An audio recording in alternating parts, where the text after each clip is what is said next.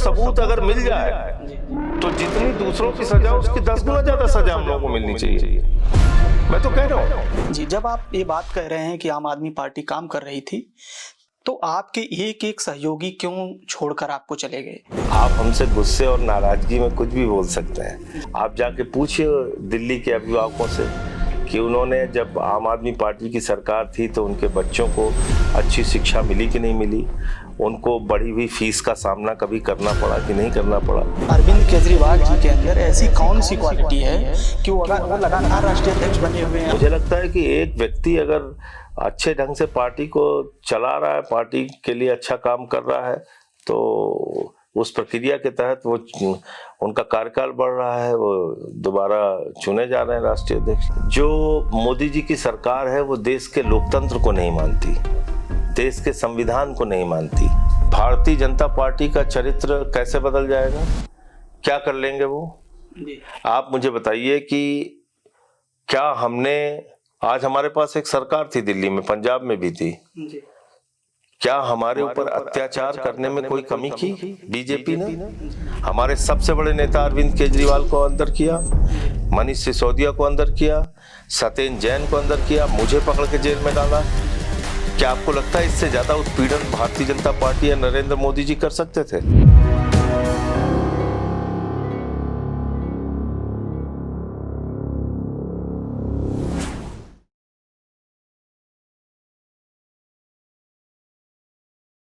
नमस्कार दोस्तों, मैं परमिंदर अंबर, टॉक विद परमिंदर में आप सबका स्वागत करता हूं।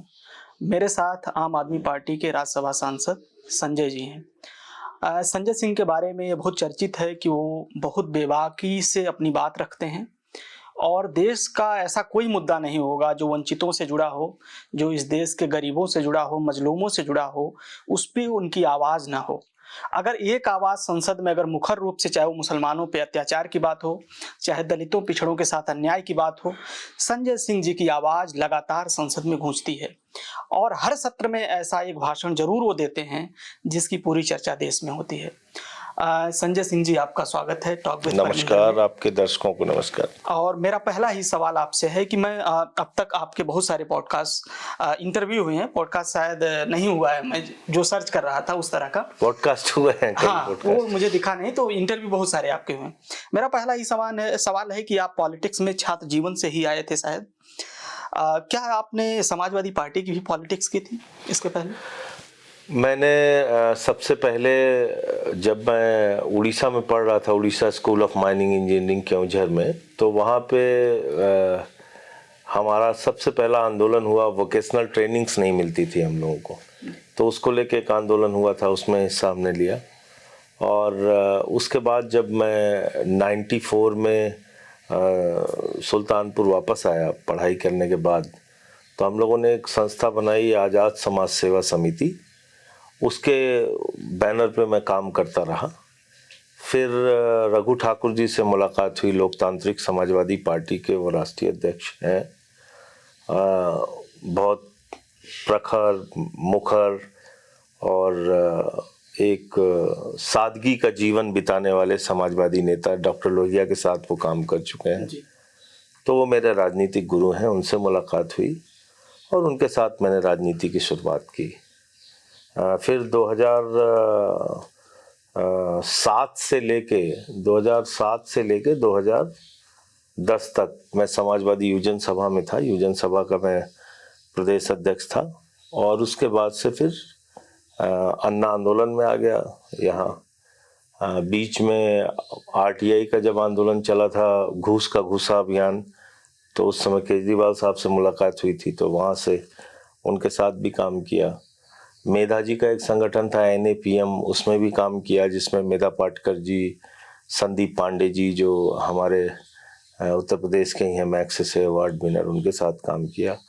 तो ऐसे तमाम सामाजिक राजनीतिक आंदोलनों में मैंने काम किया और 2007 से लेकर 2010 तक समाजवादी युवजन सभा में मैं रहा। जी, मेरा एक और इसी से जुड़ा हुआ सवाल है कि 2011 की जो आप बात कर रहे हैं, पूरे देश को लग रहा था कि एक वैकल्पिक राजनीति की शुरुआत हो रही है और आप भी इस बात को मानते रहे होंगे और आए होंगे। इसीलिए क्या आपको लगता है कि उस वैकल्पिक राजनीति की दिशा सही है, अभी जो पॉलिटिक्स चल रही है? देखिए, मुझे लगता है कि आम आदमी पार्टी का गठन किन परिस्थितियों में हुआ। जी। आम आदमी पार्टी अन्ना आंदोलन से निकली हुई पार्टी है और उस समय हमारी मांग थी कि भाई देश भर में एक ऐसा कानून बनना चाहिए जिसमें संतरी हो या मंत्री, जिसके खिलाफ भी अगर भ्रष्टाचार के सबूत हैं तो उसके खिलाफ सख्त से सख्त कार्रवाई होनी चाहिए। तो ये एक मांग को लेके वो आंदोलन शुरू हुआ था जिसमें लोकपाल की बात हम लोग कर रहे थे। उस वक्त की सरकारें चाहे और पार्टियां, खासतौर से चाहे वो कांग्रेस रही हो, बीजेपी रही हो, उन्होंने बात मानी नहीं और फिर एक विकल्प के रूप में ये आम आदमी पार्टी निकल के आई। जो हमारा उद्देश्य था जी।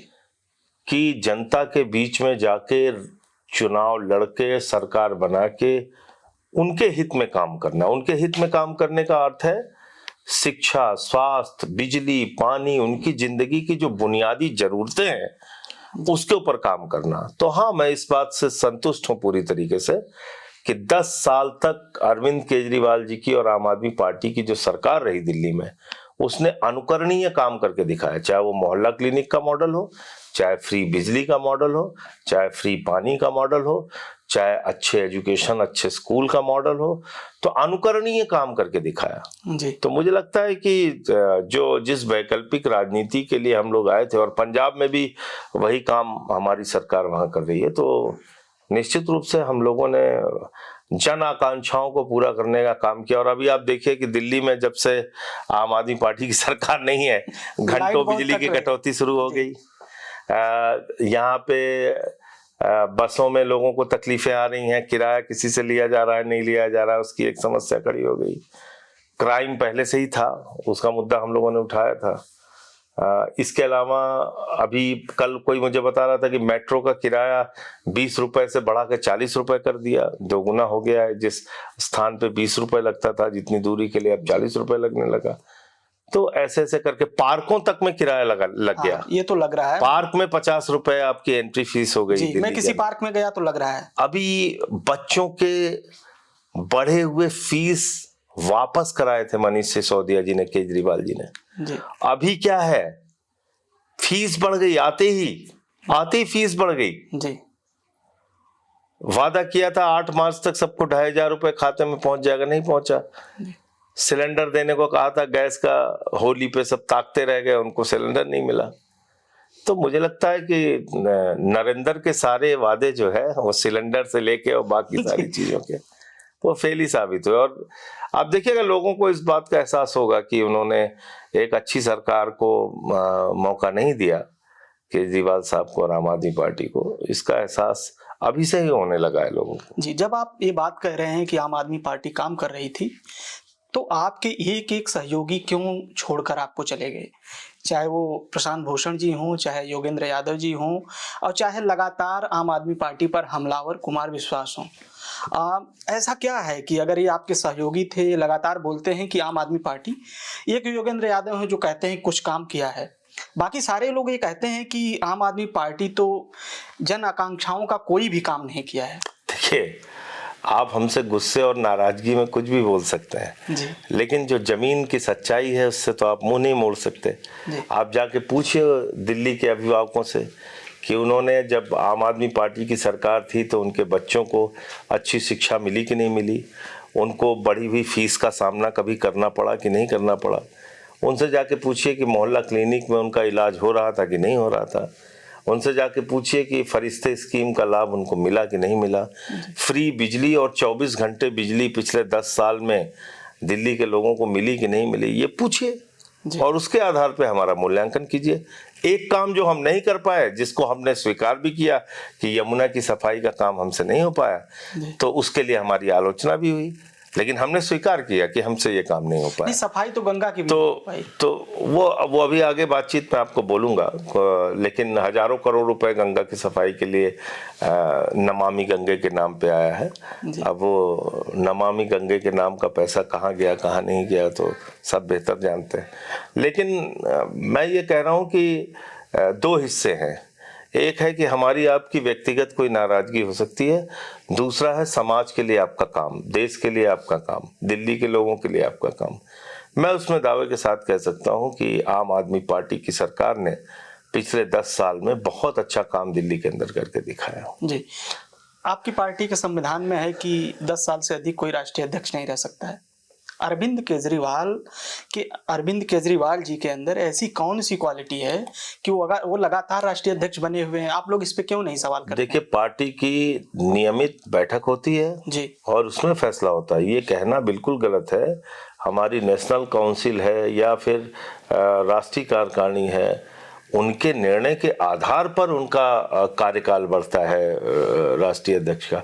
और मुझे लगता है कि एक व्यक्ति अगर अच्छे ढंग से पार्टी को चला रहा है, पार्टी के लिए अच्छा काम कर रहा है, तो उस प्रक्रिया के तहत वो उनका कार्यकाल बढ़ रहा है, वो दोबारा चुने जा रहे हैं राष्ट्रीय अध्यक्ष। ठीक है जी। आप लोग ये बोलते रहे हैं लगातार, चाहे मनीष सिसोदिया जी हों, चाहे अरविंद केजरीवाल जी हों, और आपके भी एक आध दो बयान इस तरह के हैं कि सारी पार्टियां भ्रष्टाचारी हैं। जब आपकी पार्टी आम आदमी पार्टी बनी, अगर एक एक बयान मैं निकालूं, चाहे मुलायम सिंह यादव जी के खिलाफ हो, चाहे लालू जी के खिलाफ हो, सब ट्वीट पड़े हुए हैं जो मैं देख रहा था। आप अगर कह रहे थे कि ये लोग भ्रष्टाचारी हैं, तो कौन सी मजबूरी थी आम आदमी पार्टी की? आपने इनके साथ गठबंधन किया, आपने इनका समर्थन लिया, और आप इनके समर्थन से सरकार बनाने की कोशिश भी कर रहे थे। आपने कांग्रेस के साथ समझौता कर लिया, जो कि आप बोलते थे सबसे भ्रष्टाचारी पार्टी है। तो ऐसा क्यों हुआ संजय जी? देखिए, आज आपके सामने क्या चुनौती है? आज आपके सामने एक ऐसी चुनौती है जो मोदी जी की सरकार है, वो देश के लोकतंत्र को नहीं मानती, देश के संविधान को नहीं मानती जी, राज्य सरकारों को कुचल देना चाहती है, दूसरी पार्टियों को खत्म कर देना चाहती है। तो जब इस चीज को अगर आप नहीं रोकेंगे, हर समय काल परिस्थिति में चुनौतियां आपकी अलग अलग होती हैं। आप ये नहीं कह सकते कि 1947 में जो चुनौती थी वही चुनौती आज है। आज की चुनौतियां अलग हैं। 1947 की चुनौती अलग थी, 1947 के पहले की चुनौती अलग थी। तो समय काल पर 1977 की चुनौती अलग थी, इमरजेंसी जब लगी तो चुनौती अलग थी। तो अलग अलग समय काल परिस्थितियों के हिसाब से आपको निर्णय लेना पड़ता है देश के हित में। तो आज की तारीख में अगर आप देखेंगे तो भारतीय जनता पार्टी कौन सी पार्टी है?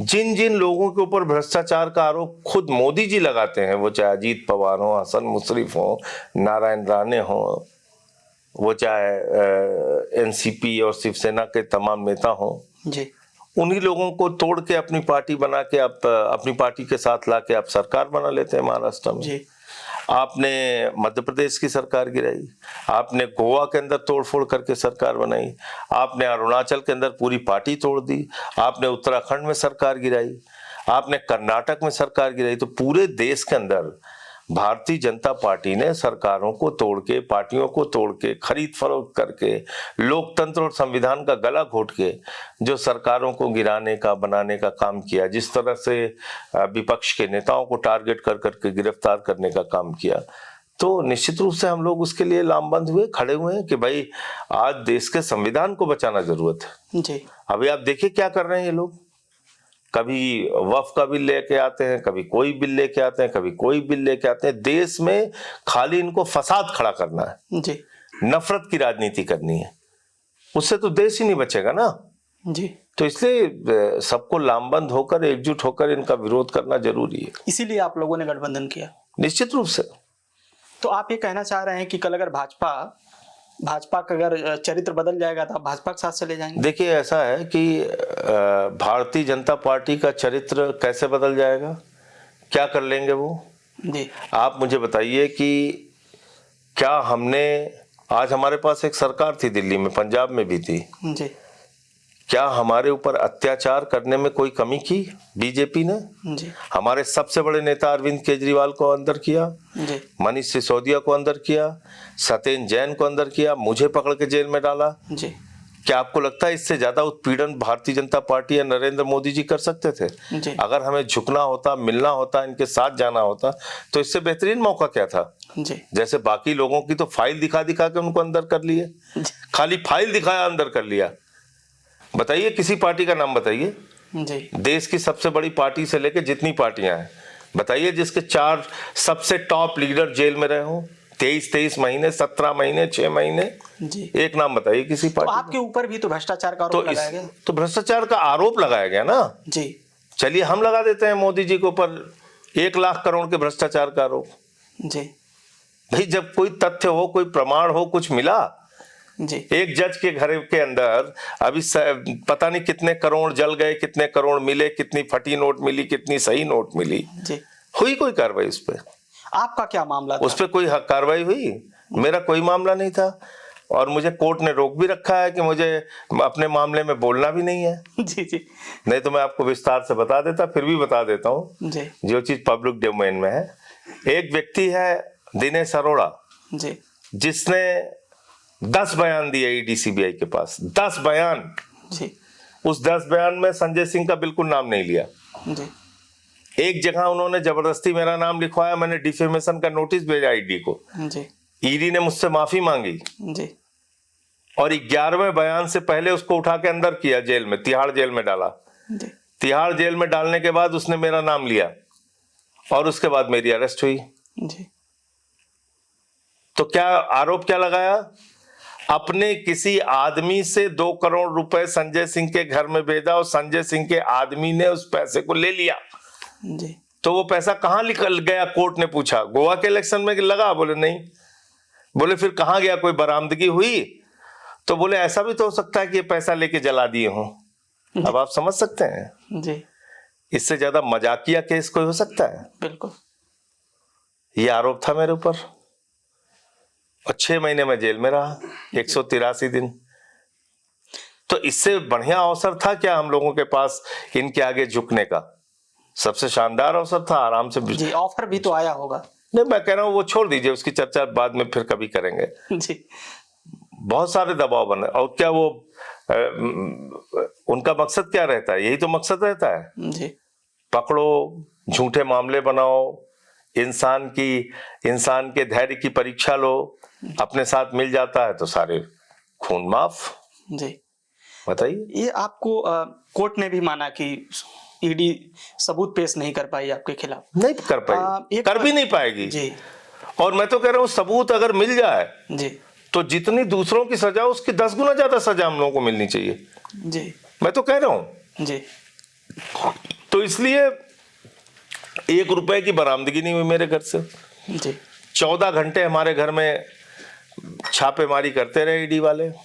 जी। 14 घंटे तक कुछ नहीं हासिल हुआ। जी। तो आप झूठे केस बनाने के लिए कौन रोक सकता है?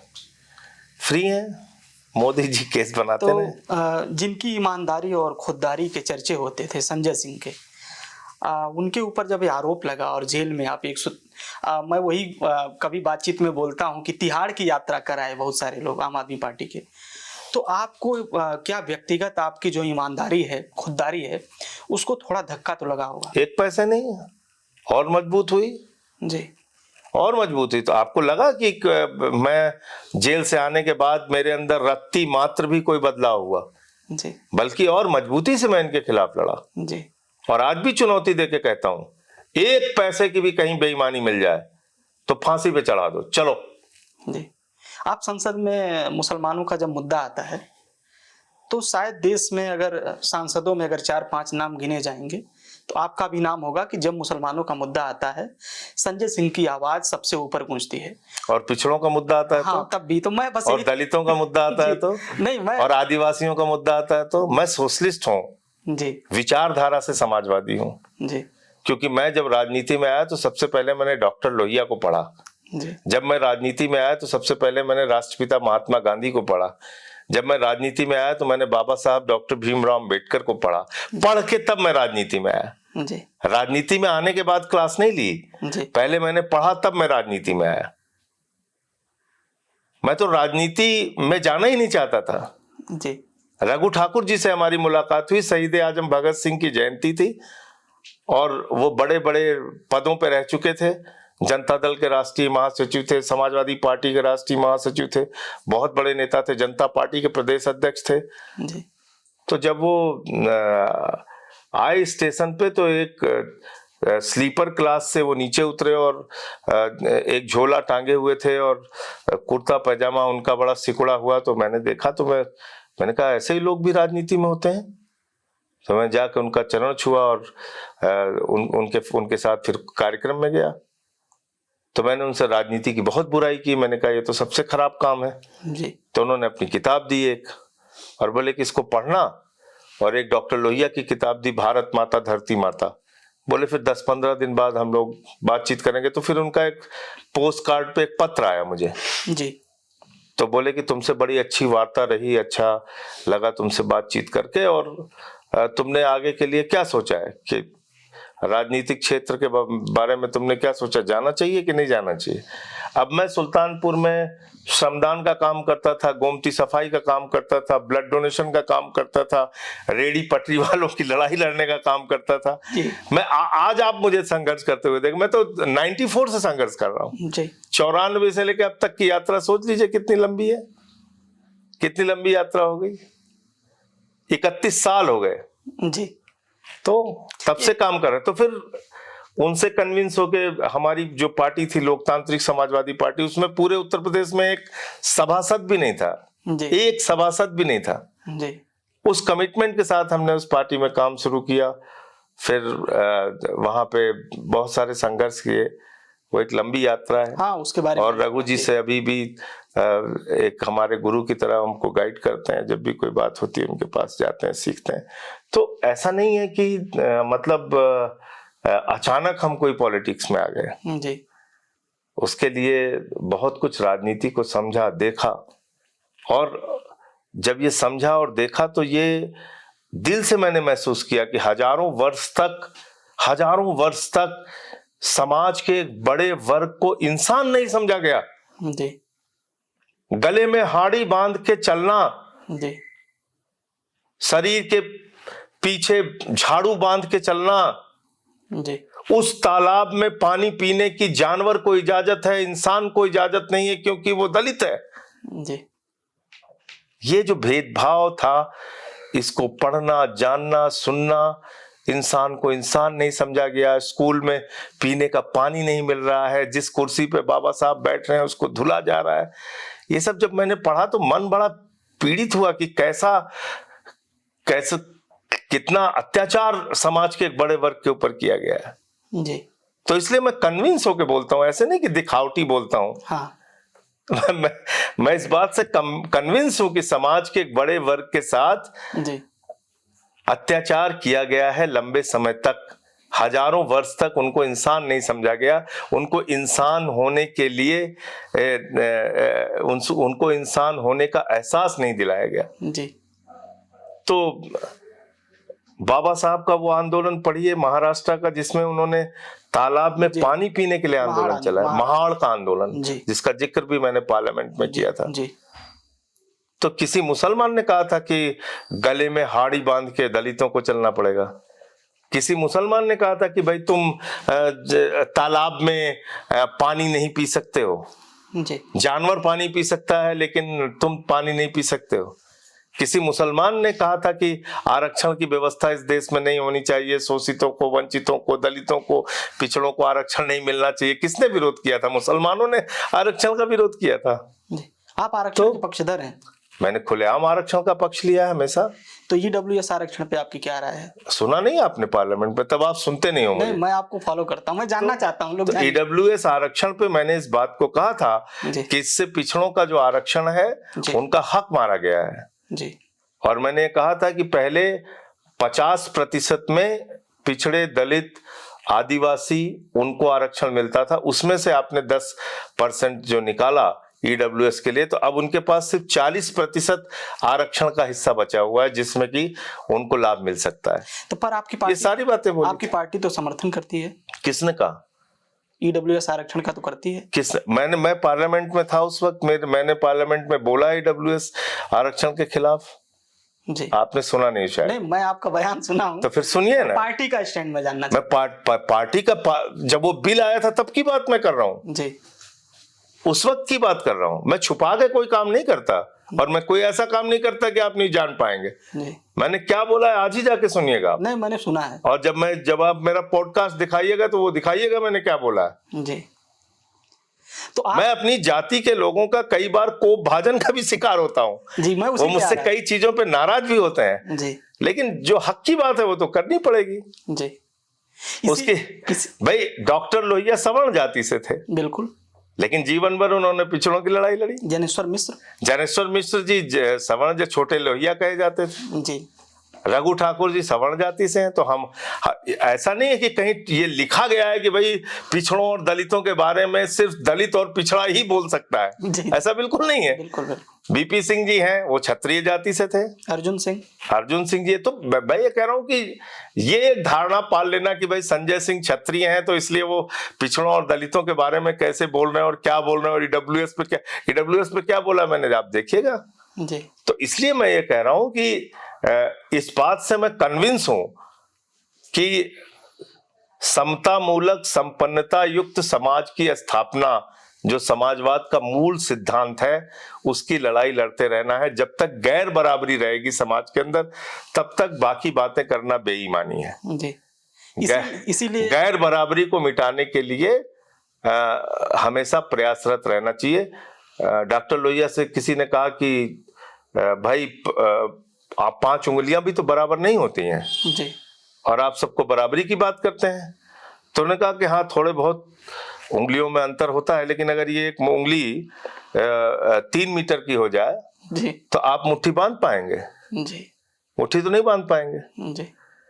तो इसलिए असमानता ऐसी नहीं होनी चाहिए, गैर बराबरी ऐसी नहीं होनी चाहिए, ऐसी खाई नहीं होनी चाहिए पैसे की, अमीरी और गरीबी की कि जिससे समाज ही ना बन पाए, समाज का ही निर्माण ना हो पाए जी। और मैं दुख के साथ कहना चाह रहा हूं कि आज की तारीख में तो वही हालत है। समाज के चंद लोग अमीर पे अमीर बनते जा रहे हैं और देश के करोड़ों लोग गरीबी की मार झेल रहे हैं। 80 करोड़ लोग 5 किलो राशन पे जीने के लिए मजबूर हैं। 100 करोड़ लोग इस देश के अंदर ऐसे हैं जिनको कि अब अपनी जरूरत के अतिरिक्त खरीदने के लिए कुछ भी उनके पास पैसे नहीं है जी। इस देश में चंद पूंजीपति ऐसे हैं जिनका 16 लाख करोड़ रुपए माफ कर दिया गया। वो पैसा किसका था? इस देश के आम लोगों का पैसा जो बैंकों में जमा था। वो पैसा उनको कर्ज के रूप में मोदी जी ने दिया और फिर माफ कर दिया। 16 लाख करोड़ रुपए, जीरो लगाते लगाते थक जाएंगे आप। 5 महीने में शेयर मार्केट में 94 लाख करोड़ रुपए डूब गया इस देश की जनता का। आपने किसी टीवी चैनल पे इसके बारे में डिबेट देखी, बहस देखी? जी। नहीं होता है। तो वो चाहे, और एक बात आप समझ लीजिए, मजबूत के साथ खड़ा होना तो बहुत आसान है जी। जो आदमी मजबूत है उसके साथ तो हर कोई जिंदाबाद लगाने के लिए खड़ा हो जाता है। मोदी जी आज के तारीख में मजबूत है, सब उनके पीछे जिंदाबाद लगाने के लिए तैयार हैं। तो धारा के विपरीत खड़े होइए तब ना बहादुरी है जी। नहीं तो ऐसे मुंह जबानी बहादुर तो सब बनते रहते हैं भाई। मजबूत राजा के पीछे जिंदाबाद लगाने के लिए तो बहुत लोगों की भीड़ खड़ी हो जाती है जी। तो हमसे अगर कोई ये उम्मीद करता है तो मैं वो करने के लिए राजनीति में बिल्कुल नहीं आया हूं। अगर किसी के साथ भी अत्याचार होगा, वो चाहे दलित हो, वो चाहे पिछड़े हो, वो चाहे आदिवासी हो, वो चाहे मुसलमान हो, वो चाहे सिख हो, वो चाहे ईसाई हो, वो चाहे बौद्ध हो, वो चाहे जैन हो, मैं बोलूंगा और मैंने बोला है हमेशा इस बात की चिंता किए बगैर कि कौन हमारे बारे में क्या सोचेगा और उसका क्या खामियाजा हमको उठाना पड़ा। हमारे साथ रहते हैं अजीत त्यागी जी, पूछिए उनको दिन भर में कितने धमकी के फोन आते हैं, क्योंकि मेरा फोन उनके फोन पे डाइवर्ट होता है जी। कोई कहता है मार दूंगा, कोई कहता है पेट्रोल से जला दूंगा, कोई गाली देता है, कोई कुछ करता है, कभी फर्क नहीं पड़ा जी। हम अपनी धारा पे बढ़ रहे हैं। तो इसलिए आप इस आधार पे कि कोई अल्पसंख्यक है, मुसलमान है, सिख है, कम संख्या में है या कमजोर है तो उसको हम दबा लेंगे और हम इस डर से ना बोलें कि इससे कोई समाज का एक बड़ा वर्ग नाराज हो जाएगा, ये सब गलत बात है। आज भी बीजेपी को सिर्फ 36% वोट मिला है, 64% इस देश की आबादी उनके खिलाफ है जी। 64%। तो क्यों डरते हैं इतना लोग? बोलना चाहिए इनके खिलाफ। तो भाई अगर आप नहीं बोलेंगे तो चुप थोड़ी हो रहे हैं, हाँ। और रगड़ेंगे जी। तो इसलिए बोलना चाहिए अगर लीडर्स बोलेंगे तब लोग कन्विंस होंगे, लोगों को समझ में आएगा कि भाई सच क्या है, गलत क्या है। तो अभी आपने बोला कि जो धार्मिक स्थान हिंदुओं के हैं उसमें दलितों, पिछड़ों, आदिवासियों सबको आरक्षण मिलना चाहिए। इस बात से तो आपकी पार्टी नहीं सहमत होगी? देखिए ऐसा है, पार्टी क्या करेगी क्या नहीं करेगी वो तो आगे की बात है। हमें उनको किस बात का जवाब दिया जी? उन्होंने, सुन तो लीजिए आप, उन्होंने कहा कि हम पिछड़े मुसलमानों का भला कर रहे हैं जी। बोले इससे बड़ा पिछड़े मुसलमानों का, महिलाओं का भला होगा जी। तो मैंने कहा भाई आज भी हम लोग ये खबरें पढ़ते हैं कि एक दलित ने गेंद छू ली वहां गुजरात के अंदर, उसका अंगूठा काट लिया। बहराइच में घोड़ी पे चढ़ गया तो उसको घोड़ी पे नहीं चढ़ने दिया। एक सीआरपीएफ का जवान यही बुलंदशहर में वो घोड़ी पे चढ़ गया, दलित समाज से था तो वहां उसके साथ मारपीट करने के लिए लोग आ गए। तो मैंने ये कहा कि अगर तुम पिछड़ों, दलितों और आदिवासियों को सम्मान देना चाहते हो, उनका भला करना चाहते हो, जितनी मंदिर की कमेटियां हैं, ट्रस्ट हैं, उसमें भी स्थान दीजिए, उसमें भी आरक्षण दीजिए 80% महिलाओं को। क्या दिक्कत है इसमें? भाई आप भेदभाव मिटाना चाहते हैं ना, तो शुरुआत अपने घर से कीजिए, इसमें क्या बुरी बात है? मैंने कौन सी गलत बात कह दी? तो इसलिए एक दल के अंदर रह के हर आदमी के अपने विचार भी हो सकते हैं, ये मेरे अपने विचार हैं। नहीं तो जब आप सामाजिक न्याय, समाजवाद और रिजर्वेशन और कह सकते हैं कि आप ये कह रहे हैं कि सबकी, तो आम आदमी पार्टी में राज्यसभा सांसद कोई दलित पिछड़ा क्यों नहीं है? ये तो लोग पूछते हैं। हाँ पूछते होंगे, निश्चित रूप से पूछते होंगे। देखिए ऐसा है कि आम आदमी पार्टी, अभी हमारा जो सफर है वो 10 साल का सफर है जी।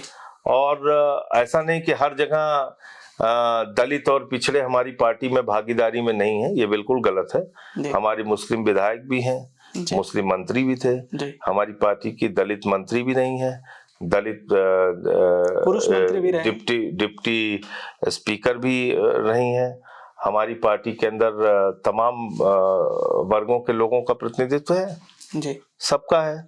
अब एक राज्यसभा का वो जरूर लोग निकाल के बोलते हैं कि वे राज्यसभा में नहीं है, तो ठीक है, वो आप राजनीति में अगर हैं तो ऐसी बातें आपको सुनने के लिए, फेस करने के लिए तैयार रहना पड़ेगा। लेकिन ऐसा नहीं कि हमने अपने यहाँ भागीदारी नहीं दी है या उनका प्रतिनिधित्व नहीं। पर आप संजय जी, आपने जिनको भेजा है, क्या उनकी आवाज, हरभजन सिंह तो आपके मुद्दे पे नहीं बोलते हैं, राघव चड्ढा जी पिछले कुछ समय से खामोश हैं, लोग बोलते हैं, तो आप राज्यसभा में एक ही आवाज बोलेगी? मैं देखिए एक पार्टी के तौर पे, एक दल के तौर पे उसमें कई लोग हो सकते हैं जी, और आप सबसे उम्मीद करें सभी पार्टी के अंदर की सब एक जैसा ही बोले, एक जैसा ही कहें, उनकी अपनी खूबियां हैं, अपनी कला है जी, अपने तौर तरीके से वो लोग अपनी बात रखते हैं, सबकी अपनी क्वालिटी। ऐसा तो नहीं है सब लोग मैनेज हो गए? ये सब भाजपाइयों का प्रचार है, इसके चक्कर में नहीं पड़ना चाहिए। जी, आप बोलते हैं कि राम मंदिर की जमीनों में घोटाला हुआ है, कोई सबूत है आपके पास इसका? अरे आपने देखा नहीं था, 2 करोड़ की जमीन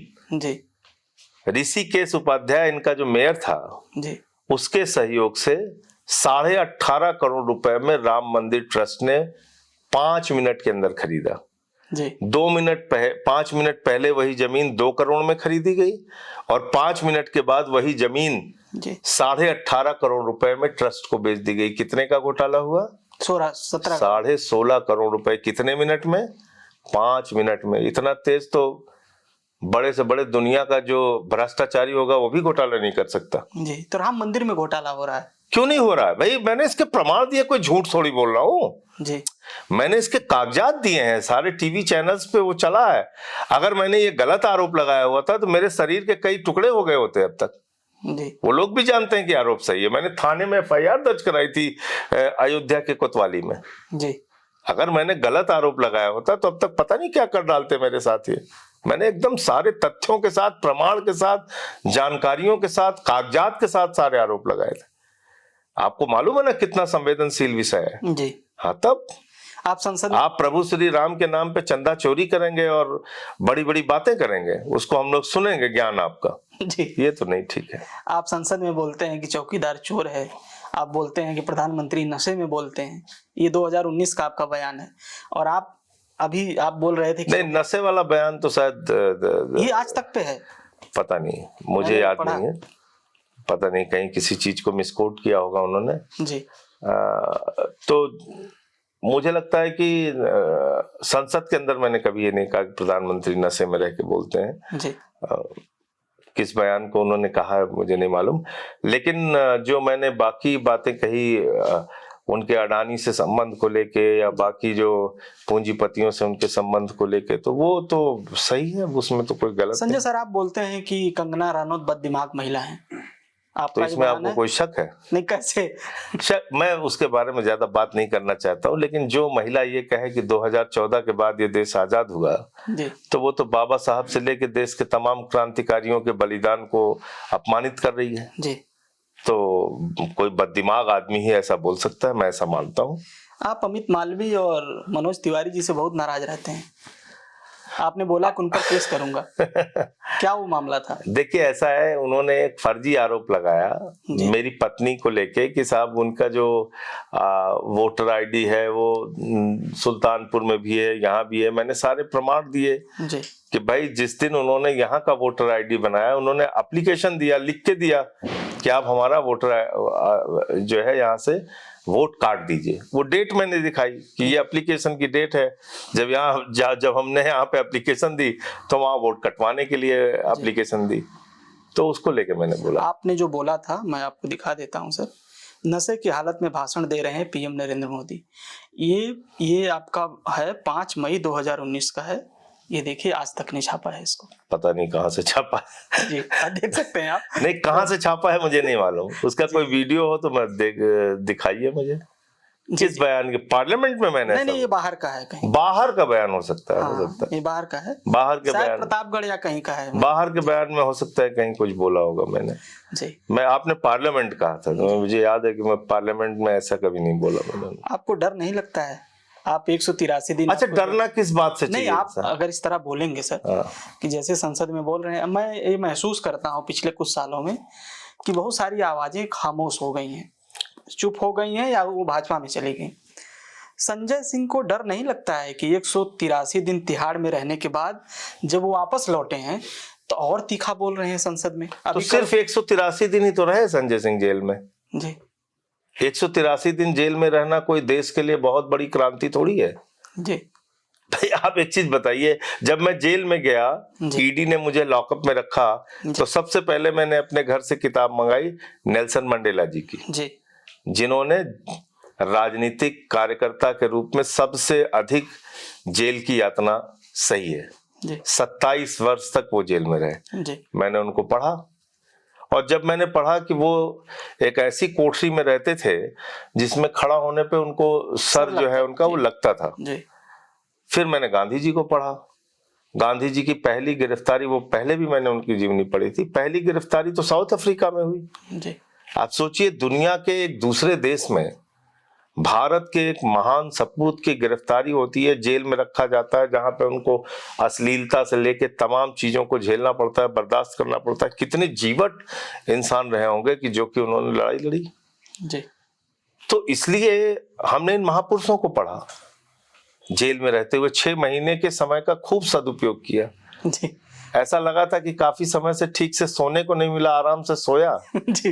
1 घंटे वहां म्यूजिक क्लास लेता था, जाके वहां गाने वाने गाता था। जी। आप गाते भी अच्छा है। हाँ, 1 घंटे तक वहां पे कबूतर, बत्तख, जो वहां पशु पक्षी थे उनके साथ, और ऐसी दोस्ती उनसे भी हो गई थी कि जब मैं पहुंचता था तो बिल्कुल हाथों बैठ जाते थे कबूतर हमारे। तो उनको दाना खिलाना, उनके बीच में रहना, फिर जाके टीवी देखना, आराम से मैंने 6 महीने अपना बिताया। और फिर ये मुझे लगा कि यार, जिन्होंने इस देश के लिए लड़ाई लड़ी है उन्होंने तो बहुत लंबी यातना झेली है। तो क्या हमें सिर्फ इस छोटी सी जेल की यातना के लिए मोदी के आगे झुक जाना चाहिए? तो मेरा दिल कहता था कि नहीं, जिस दिन बाहर निकलना और मजबूती से बोलना। हर दिन मैं सोचता था यही कि जिस दिन मौका निकलेगा लगेगा और बाहर निकलूंगा, उस दिन और मजबूती से आके इनके खिलाफ बोलना है। तो ये रहा, ये 6 महीने मैंने अपने उस समय का भी सदुपयोग किया। हाँ, परिवार को जरूर कष्ट होता था, परिवार को तकलीफ होती थी। जी, मैंने वो दृश्य देखा। और आप जा रहे थे, माता जी और बाकी लोग परेशान होते थे, बच्चे परेशान होते थे, लेकिन मैंने सबको मना भी कर रखा था कि कोई जेल में मिलने मत आना। तो माता जी कई बार जो है वो कहती थी, तो उनसे एक बार जब उनको पता चला कि मैं अपने आँख का इलाज कराने के लिए एक प्राइवेट क्लिनिक में आता था, तो वहां आया, पुलिस वालों के घेरे में था, तो वो आके बगल में बैठ गई। मैंने उनका पैर वैर छुआ तो पुलिस वालों को अंदाजा लग गया कि ये इनका कोई जानने वाला है। फिर उन्होंने पूछा कि, हमने कहा नहीं मेरी माता जी हैं। तो फिर थोड़ी देर के बाद उन्होंने पूछा कि और वहाँ खाना वाना कैसे मिलता है? तो हमने कहा नहीं ठीक है। तो बोले क्या खाते हो? तो मैं झोले में चना लेके गया था और गुड़ लेके गया था, तो मैंने उनको दिखाया कि मैंने कहा यही खाता हूँ वहाँ। तो बोली कि अच्छा अच्छा, और फिर वो रोते हुए वहां से उठी और चली गई। तो अब इससे ज्यादा और मेरे परिवार को क्या तकलीफ दी जा सकती है? परिवार की तकलीफ से संजय सर टूट भी तो सकते हैं आप। क्यों टूटेंगे? अब मैं वही आ रहा हूँ बात पे। तो जब वो रोते हुए वहां से चली गई तो मुझे अंदर से लगा कि इससे ज्यादा बिना किसी कारण के मोदी जी मुझे और तकलीफ नहीं दे सकते जी। और अगर देना भी चाहेंगे तो वो हमें स्वीकार है, लेकिन उनके आगे झुकना नहीं स्वीकार है। नहीं तो मेरी माँ के आंसू बेकार जाएंगे जी। अगर मैं झुक गया तो फिर ये जो आंसू उनके निकल रहे हैं आज मुझे देख के जी, तो इस पे मोदी जी को खुशी होगी कि हाँ ये अपने माँ के इन आंसुओं की वजह से हमने इनको कमजोर कर दिया। जी। तो नहीं, कमजोर नहीं होना है। और दूसरी बात, एक हमारे शुभचिंतक एक मुझे समझा रहे थे, जैसे आपने कहा कि डर नहीं लगता है, जी। तो उन्होंने मुझसे कहा कि आपको डर क्यों नहीं लगता है? तो मैंने कहा भाई नरेंद्र मोदी जी अगर अपनी पूरी ताकत लगा दें तो मेरी जिंदगी का एक भी मिनट घटा नहीं सकते, और उनके पूजनीय दादाजी अगर आसमान से नीचे आ जाएं तो मेरी जिंदगी का एक भी मिनट बढ़ा नहीं सकते। बढ़ा सकते हैं क्या? जी, नहीं घटा सकते हैं क्या? नहीं कर सकते। तो फिर डरना किस बात का है? जी। किस बात के लिए डरना है? काहे के लिए डरना है? हर आदमी का, मैं ईश्वरवादी व्यक्ति हूँ, मैं ईश्वर को मानता हूँ, मैं कोई नास्तिक व्यक्ति नहीं हूँ। तो मैं ऐसा मानता हूँ कि जब समय आ जाएगा तो ना मोदी जी एक मिनट बढ़ा पाएंगे ना घटा पाएंगे, तो फिर डरना किस बात के लिए है? जो सच है वो बोलना। हाँ ये बात जरूर आप कह सकते हैं, मैंने कभी नाजायज बिना किसी कारण के अनावश्यक इनके ऊपर आरोप नहीं लगाया जी। ना कुछ इनके खिलाफ ऐसे बोला। जब भी इन्होंने कुछ गलत किया, हाँ तलखी के साथ बोला, पुरजोर तरीके से बोला। हो सकता है ऐसे शब्दों का इस्तेमाल किया हो जो इनको पसंद ना हो, लेकिन आप कर क्या रहे हैं देश में? देश का एक प्रधानमंत्री मुजरा जैसे शब्दों का इस्तेमाल करता है जी। कहता है कि हम कपड़ों से देख के पहचान लेते हैं जी। देश का एक प्रधानमंत्री ऐसी भाषा का इस्तेमाल करता है, 50 करोड़ की गर्लफ्रेंड, जर्सी गाय, कांग्रेस की विधवा, और वो लोग हमें संस्कार सिखाते हैं, उनसे हमें बोलने चालने की तरीके सीखने हैं। जी। तो इसलिए मैं ऐसा मानता हूं कि इंसान को बिना डरे अपने अपने जो आपका कमिटमेंट है उस रास्ते पे चलते रहना है जी। उससे इधर उधर अगर आप हुए तो फिर आपको अपने आप में जीना बहुत मुश्किल हो जाएगा। तो हम लोग तो इस स्टेज के अंदर हैं आज की तारीख में कि जिस रास्ते पर है उसी रास्ते पे चलना है जी। और अगर इधर उधर होंगे तो फिर अपने आप में ही जीना मुश्किल हो जाएगा। तो आप जो ये बात कह रहे हैं, मेरा एक सवाल इससे जुड़ा हुआ है कि आप ये बता रहे हैं कि आपके परिवार को बहुत तकलीफ हुई, और जाहिर सी बात है किसी भी परिवार को होती है। नहीं, मैं ये कह रहा हूँ कि उन्होंने भी अपने आप को संभाला, हमारा हौसला बढ़ाया। मैं ऐसे नहीं कहूंगा। मेरी बेटी ने उस दौरान जब मैं जेल में था तो उसने एक सार्वजनिक सभा में सुल्तानपुर में जाके स्पीच दिया। खुदीराम बोस जी की जयंती पे वो कार्यक्रम था। तो ऐसा नहीं है कि सारे लोग एकदम से घबरा गए और उन्होंने ये कहा कि नहीं बैठना पड़ेगा, अब आप तुम चले आओ और वापस निकल आओ और समझौता कर लो। कभी किसी ने नहीं कहा, कभी भी किसी ने नहीं कहा जी। लेकिन कष्ट में थे वो तो देखने से पता लग जाता है जी। हाँ। मेरा एक सवाल है कि क्या अब मैं दिल्ली चुनाव पे आ जाता? अब जब मैं जेल से निकल रहा था जी। तो दो जो साथी ऑफिसर थे वहां के वो मुझे छोड़ने के लिए बाहर आए। तो जैसे ही मैं बाहर निकला जी। तो वो रास्ते में चलते चलते मुझसे कह रहे थे कि आपसे एक रिक्वेस्ट करनी है सर। तो हमने कहा बताइए क्या रिक्वेस्ट करनी है। जी। तो बोले कि प्लीज अब आप नरेंद्र मोदी के बारे में मत बोलिएगा। तो हमने कहा कि क्यों? बोले कि नहीं वो फिर पकड़ के आपको जेल में डाल देगा और मैं आपकी बड़ी रेस्पेक्ट करता हूँ, आप नहीं चाहता हूँ कि दोबारा आप जेल में आए। जी। तो मैंने कहा कि चलिए कोई बात नहीं। मैं चलते चलते आगे आया तो वहां पे एक और अधिकारी थे तो उन्होंने मेरा हाथ पकड़ा और मुझसे कहा कि सर झुकना नहीं है।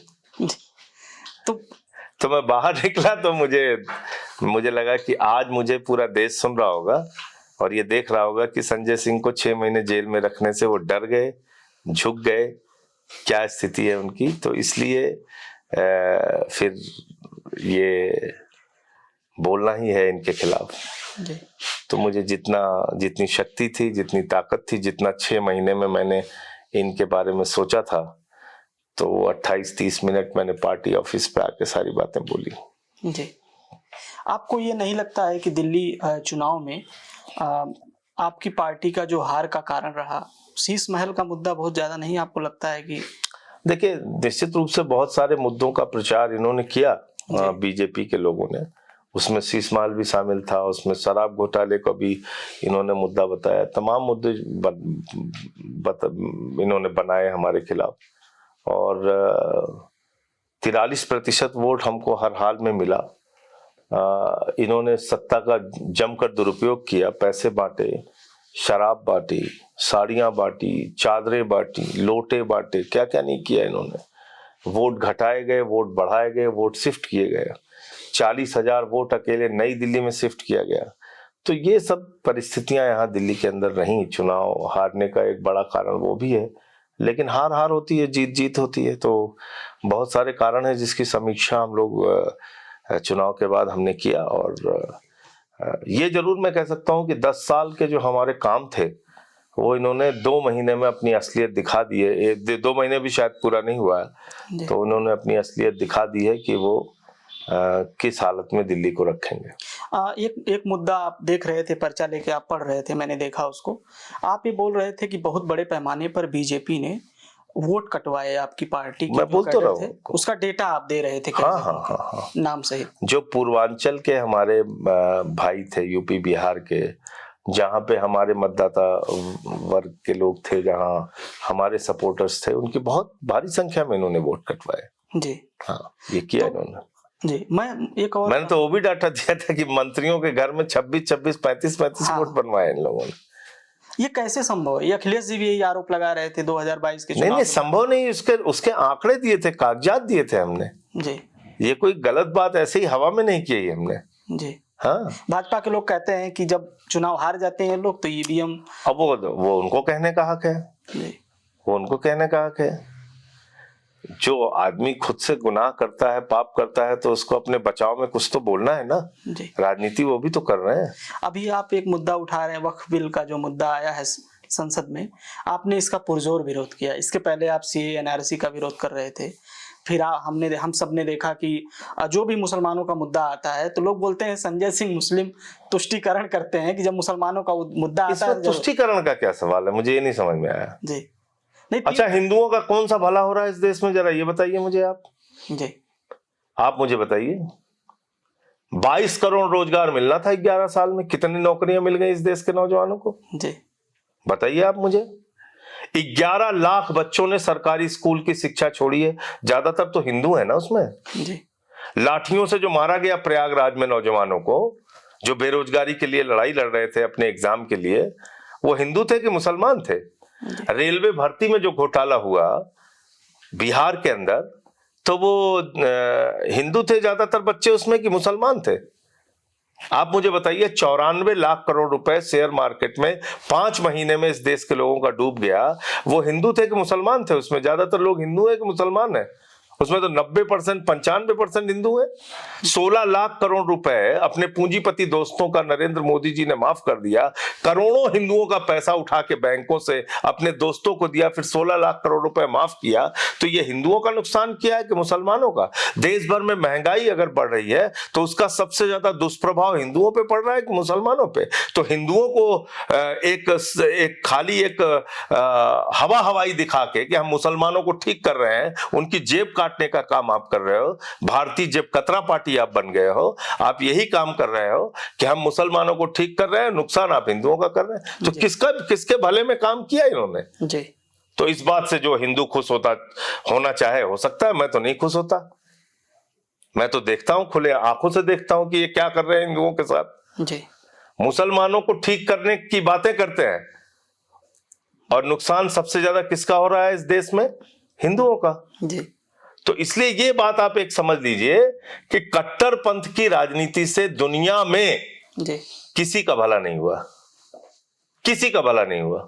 जी बगल में तो पाकिस्तान है ना, वहां तो कोई हिंदू मुसलमान का झगड़ा है नहीं, नहीं है ना, तो वो क्यों बर्बाद हो गया? जी वो तो मुस्लिम राष्ट्र है, क्यों बर्बाद हो गया? क्योंकि नफरत, कट्टरपंथ को वहां बढ़ावा दिया गया, उसको पाला गया, पोसा गया। तो इससे किसी देश का भला नहीं होता, इस बात से मैं कन्विंस हूं। जी मैं समझता हूं कि ये नुकसान अंततोगत्वा बहुसंख्यक समाज का बुरी तरीके से होगा। जी आपको क्या लगता है कि आज वक्फ की जमीनें कब्जा कर रहे हैं तो गुरुद्वारे की जमीनें ये लोग छोड़ देंगे, चर्च की जमीनें छोड़ देंगे? आज ही चर्च के बारे में खबर आई कि उस पर निगाह पड़ गई आरएसएस बीजेपी, जी कह रहे हैं 17 करोड़ एकड़ जमीन है चर्च के पास। पढ़ लीजिएगा आरएसएस की ऑर्गेनाइजर पत्रिका पे। जी और कपिल, क्या आपको लगता है कि जैन धर्म की जो जमीनें हैं उसको ये बख्श देंगे, छोड़ देंगे? जी मंदिरों की जमीनें ये लोग छोड़ देंगे? अरे रक्षा विभाग की जमीन उठा के अडानी को दे दिया अपने दोस्त को अयोध्या में, रक्षा विभाग की। तो सारा ड्रामा अभी बॉर्डर पे इन्होंने सिक्योरिटी के लिए जो कानून है, रूल है, उसको रिलैक्स किया है अडानी के एनर्जी पार्क को लगाने के लिए। गुजरात से जो पाकिस्तान का बॉर्डर लगता है वहां की बात मैं कर रहा हूं। क्या बात करेंगे? इन्होंने रेल बेच दिया, सेल बेच दिया, कोयला बेच दिया, सड़क बेच दिया, पानी बेच दिया, बिजली बेच दिया, जहाज बेच दिया, पोर्ट बेच दिया, एयरपोर्ट बेच दिया, आकाश से लेके पाताल तक सब कुछ बेच दिया। अभी ये हिंदुओं का भला कर रहे हैं। जी तो इसलिए ये मुस्लिम तुष्टीकरण या किसी का सवाल नहीं है, हक में बोलने का सवाल है और सही बात बोलनी चाहिए सबको। जी ये तो शॉर्टकट तरीका होता है कि आप चुपके से रास्ता निकालें, उससे कुछ नहीं होने वाला। जी आपको सही बातें बोलनी पड़ेंगी, वो चाहे दलितों के पक्ष में हो, चाहे पिछड़ों के पक्ष में हो, चाहे मुसलमानों के पक्ष में हो। जो सच है वो बोलिए। मैंने एक बात कही ना कि भाई 100 साल में तुम कह रहे हो तुम पिछड़े मुसलमानों का भला करना चाहते हो, 100 साल से तुम्हारी मातृ संस्था आरएसएस, उसका एक भी प्रमुख दलित, पिछड़ा, आदिवासी या महिला क्यों नहीं हुआ आज तक? जी इसमें क्या गलत मैंने पूछ दिया? आप बताइए। जी जी 100 साल पुरानी संस्था है, आप कह रहे हो हम पिछड़ों का भला करने जा रहे हैं। इससे बड़ा मजाक कुछ हो सकता है क्या? जी तो 3 तलाक, लोग बोलते हैं कि 3 तलाक से एनआरसी या फिर जो बिल का ये जो आ रही नया बिल जो आया है, मुसलमान तो इसका स्वागत कर रहा है टीवी चैनल पे बैठ के। ये बीजेपी कह रही, बहुत सारे लोग टीवी चैनल पे बैठे हैं जो कह रहे हैं कि अच्छा, मुसलमान इस बात का स्वागत कर रहा है कि आपको दान देने के लिए 5 साल तक मुस्लिम धर्म के रीति रिवाजों का पालन करना पड़ेगा। कौन सा मुसलमान स्वागत करेगा? जरा बताइए मुझे, जी मिलवा दीजिए मुझको, मैं उससे पूछना चाहता हूँ। टीवी चैनल पे तो बैठे हैं कुछ लोग, सुना भाई मैं आपसे पूछ रहा हूँ, बताइए आप। जी आप हिंदू है ना? जी 5 साल तक जब आप हिंदू रीति रिवाजों का पालन करेंगे तभी आप दान करेंगे। जी अगर आपको अपनी माता जी के नाम पे किसी मंदिर के लिए जमीन दान करना है तो आप दान नहीं कर सकते। अगर ये नियम मैं बना दूं, आपको अच्छा लगेगा? जी बताइए ना आप मुझे। किसी सिख भाई के लिए अगर ये नियम बना लिया जाए कि 5 साल तक अपने सिख धर्म के रीति रिवाजों का पालन करोगे तभी तुम दान कर सकते हो। अरे दान तो कोई नास्तिक भी कर सकता है। जी दान करने पे कौन सा रोक लगा सकते हो आप? आप कितना झूठ बोल रहे हो पार्लियामेंट में, उस सदन के अंदर खड़े होके। आप मुझे बताइए, आप कह रहे हैं कि हमने महिलाओं को आरक्षण दे दिया वक्फ बोर्ड में। अरे भैया, महिलाओं को आरक्षण वक्फ बोर्ड में 2013 का जो बिल है जिसको बीजेपी ने समर्थन किया था, जिसको मुख्तार अब्बास नकवी ने और शाहनवाज हुसैन ने और सुषमा स्वराज ने और तमाम बीजेपी के नेताओं ने सपोर्ट किया था, उस वक्फ बिल को जिसमें 2 महिलाओं का आरक्षण पहले से है, आप कह रहे हम 2 महिलाओं को आरक्षण देने जा रहे हैं। जी फर्जी फिजा, जैसे हम लोग क्या सुल्तानपुर में बोलते हैं फर्जी फिजा। जी तो फर्जी फिजा में घूम रहे हैं बीजेपी वाले, झूठ। जी कह रहे हैं हम 6 महीने तक वक्फ की संपत्तियों का कागज मांगेंगे, कागज इकट्ठा करेंगे। अरे बेवकूफ आदमी, तुमने सुप्रीम कोर्ट में लिख के दिया है कि 99% संपत्तियों के कागजात मिल चुके हैं और मुख्तार अब्बास नकवी ने कहा है कि 100% संपत्तियां डिजिटाइज की जा चुकी हैं, यानी कागजात चेक किए जा चुके हैं, उसको वामसी पोर्टल पे डाला जा चुका है, उसका सर्वे हो चुका है। जिनका नाम आप ले रहे हैं लोग अभी संसद में नहीं है। नहीं है, लेकिन सुप्रीम कोर्ट पे तो एफिडेविट झूठ नहीं दोगे आप जी जी कि झूठा है। या तो मोदी जी ये कह दें कि हमने जो सुप्रीम कोर्ट में एफिडेविट दिया है वो झूठा है, मैं मान लूंगा। जी सुप्रीम कोर्ट में गलत शपथ पत्र दे सकती है कोई सरकार, इन्होंने खुद लिख के दिया है। अब कह रहे हैं हम 6 महीने कागज मांगे, किस चीज के लिए कागज मांगोगे? फसाद कराने के लिए, देश भर में झगड़ा कराने के लिए। जी कह रहे 12,000 करोड़ की आमदनी हो सकती है तो कब्र से पैसा मांगा जाएगा। कब्रिस्तान वाले निकलो निकलो, टिकट लगेगा तुम्हारे ऊपर, पैसे दो। मस्जिद में जोहर की नमाज पढ़नी है तो इतना टिकट लगेगा, ईशा की नमाज पढ़नी है तो इतना लगेगा, मगरिब की नमाज पढ़नी है तो इतना लगेगा। बताइए आप कहां से आमदनी होगी? जी वक्फ की जमीनों पे क्या है? 70-80% मस्जिदें हैं और कब्रिस्तान है। 90% मान के चलिए मस्जिद और कब्रिस्तान है, वहां से कौन सी आमदनी होती है आप बताइए? जी मैंने कहा अच्छा चलो ठीक है, तुमको इनकी आमदनी की इतनी चिंता है, 20,000 करोड़ रुपए नीरव मोदी से वसूल के 12,000 करोड़ इनको दे दो, 8,000 करोड़ अपने पास रख लो। जी इसमें कोई गलत बात है? तो क्या कानून है ये, आप बताइए मुझे। जी जी तो आप ये कह तो रहे हैं इस बात से अगर कोई हिंदू या सिख या जैन या बौद्ध खुश हो रहा है या ईसाई खुश हो रहा है तो नंबर तो उसका भी आएगा। देखिए आप एक पक्का मान के चलिए आप। जी हाँ मेरे कत्ल पे आप भी चुप थे, अगला नंबर आपका है। हाँ, अगला नंबर आपका है। न मेरा है न तेरा है, ये हिंदुस्तान सबका है। नहीं समझी गई ये बात तो नुकसान सबका है। जी जो आकर जो नदियां मिल गई इसमें जी वो दिखलाई नहीं देती, जी महासागर बनाने में एहसान सबका है। ये देश सबसे बना हुआ है। ये देश हिंदू से भी बना है, मुसलमान से बना है, सिख से बना है, ईसाई से बना है, पिछड़े से बना है, दलित से बना है, तमिल से बना है, तेलुगु से बना है, जी कन्नड़ से बना है, उड़िया से बना है, बंगाली से बना है। जी ये विविधता में एकता भारत की विशेषता है। आप कह रहे हैं बीजेपी इसको खंडित कर रही है? खुलेआम, चोरी छिपे नहीं, खुलेआम खंडित कर रही है। जी सीना ठोक के खंडित कर रही है। और जो लोग इसको नहीं रोक रहे हैं वो अपराध कर रहे हैं। वो चाहे चंद्रबाबू नायडू जी हो, चाहे नीतीश कुमार जी हो, चाहे चिराग पासवान जी हो, जी इस अपराध में इनका साथ दे रहे हैं। जी ये किसी के सगे नहीं है। जी 52 साल तक जो संस्था अपने मुख्यालय पे तिरंगा झंडा नहीं फहराती, जी उसको राष्ट्रवाद की बात करने का अधिकार है? जी जिस पार्टी के प्रेरणा स्रोत आदरणीय श्यामा प्रसाद मुखर्जी जी, स्वर्गीय श्यामा प्रसाद मुखर्जी जी, जब वो बंगाल में फजलुल हक की गवर्नमेंट में फाइनेंस मिनिस्टर थे तो उन्होंने अंग्रेज गवर्नर को चिट्ठी लिखी है 1942 के भारत छोड़ो आंदोलन के खिलाफ कि इस आंदोलन को कुचल देना चाहिए। जी वो मुस्लिम लीग के साथ सरकार थी। मुस्लिम लीग के साथ 3 राज्यों में सरकार थी, जी नॉर्थ वेस्ट फ्रंटियर, सिंध प्रांत और बंगाल। जी फजलुल हक कौन व्यक्ति था? जो पाकिस्तान का गृह मंत्री बना बंटवारे के बाद। उसके साथ कौन वित्त मंत्री था? श्यामा प्रसाद मुखर्जी, जिसके लिए आज तक ये लोग नारा लगाते हैं, जहां हुआ बलिदान मुखर्जी वो कश्मीर हमारा था। लगाते नहीं लगाते हैं? जी तब उसने चिट्ठी लिखी है। नेताजी, मैं ऑन रिकॉर्ड बोल रहा हूं, पूछिएगा किसी भाजपाई से, जी नेताजी सुभाष चंद्र बोस की सेना के खिलाफ, आजाद हिंद फौज की सेना के खिलाफ अंग्रेजों की सेना में भर्ती होने का आह्वान आरएसएस ने किया है। जी ये लोग बात करेंगे। गोलवलकर ने तो अपनी किताब में लिखा भी है कि 3 रंग अशुभ होता है। 3 रंग अशुभ होता है, तिरंगे झंडे का विरोध किया इन्होंने। जी वो तो पब्लिक डोमेन में है लिखा हुआ।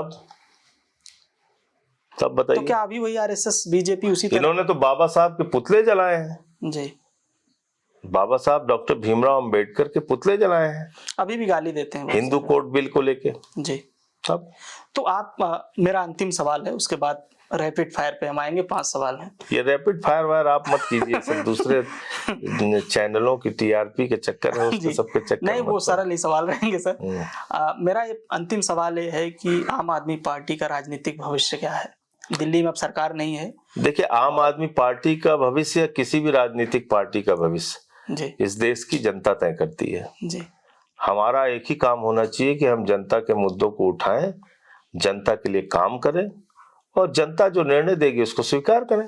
जी और कि लोकतंत्र में और कोई रास्ता नहीं है आपके पास। जी इसलिए हमारा क्या भविष्य होगा इसमें मैं कोई बहुत बड़ा दावा करूं वो ठीक नहीं है। जी हमारा क्या भविष्य होगा वो हमारे काम पे निर्भर करेगा। हमारा क्या भविष्य होगा वो हमारे काम से प्रसन्न या नाराज होकर जनता तय करेगी। जी तो मेरा जवाब तो यही है। जी। रैपिड फायर के 5 सवाल हैं। पार्टी का सबसे अच्छा नेता कौन है? अरविंद केजरीवाल। राहुल गांधी या नरेंद्र मोदी? अगर आप इन दोनों में पूछेंगे तो राहुल गांधी ठीक है, जी। नरेंद्र मोदी से तो ठीक ही है। अखिलेश यादव या राहुल गांधी? नहीं, अखिलेश यादव से हमारी अच्छे संबंध है, रिश्ते हैं। अगर आप उन दोनों की बात करेंगे तो अखिलेश यादव जी से हमारे अच्छे रिश्ते हैं, ठीक आदमी है। लोगों के प्रति उनके मन में एक ज्यादा सद्भाव रहता है, अच्छे से लोगों से मिलना जुलना करते हैं। अच्छा आपको लगता है कि आतिशी जी को मुख्यमंत्री बनाना गलत फैसला था?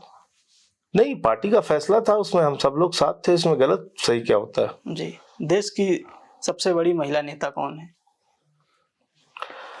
ये सबसे बड़ी महिला नेता आज की तारीख में कौन है? मैं ऐसे मतलब सक्रियता के साथ जो लोग आगे हैं उनमें तो मैं किसी को देख नहीं पा रहा हूँ। जी। तो बहुत शुक्रिया संजय सर, आपने समय दिया। ममता बनर्जी जी हैं। हाँ, ठीक जी, ठीक, ममता बनर्जी हैं। जी। बहुत शुक्रिया संजय सर, आपने समय दिया। और मैं आपसे आखिरी गुजारिश करूंगा कि आप बोलें कि टॉक विद परमिंदर से लोग जुड़े। नहीं, अच्छा, आपके साथ बातचीत अच्छी लगी, परमिंदर जी के साथ अच्छी बातचीत हुई। और इनका जो शो है टॉक विद परमिंदर, इसके साथ आप जुड़िए। मैं तो ये गुजारिश करूंगा आप लोगों से।